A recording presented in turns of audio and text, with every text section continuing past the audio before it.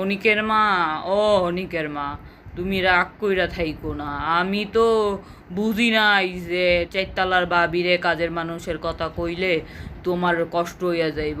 আমি ভাবছি মানবতার দিক দিয়ে আমি আসলে বদমাইশি কইরা কইনি। তুমি রাগ করো না, রাগ করো না, আমি বুঝি বুঝি তোমারই কষ্ট হয় কাম করতে। থাক, কাজের মানুষ তুমি রেখো, আমি আর কোনো দিন কমু না।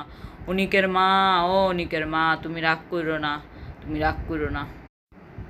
অনিকের বাপ, আপনি চারতলার বাবির পক্ষেটা না কথা কইছেন, হে বেটিরে কইছেন, কাজের মানুষটারে কইছেন হেগো ঘরে যে কাজ করতে দেয়। আমি কি কষ্ট পাই না? এত বছরের সংসার করি, আপনার বুঝতেইব না? আমার এখন বয়স হয়ে গেছে, আমার এখন 15 বছর নাই, আমার এখন কত বছর হয়েছে আপনি জানেন? পোলা মাইয়া বিয়া করাই লাইছেন, পোলা বড় হয়ে গেছে, 3 বাচ্চার মাইয়ে পোলা, তো কত কাজ করতে হয় সংসারে, কাজের মানুষ ছাড়া হয়?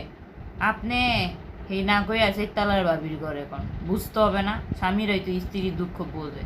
আচ্ছা যান যান, রাগ করি নেই, হয়েছে, যান, রাগ করি নেই।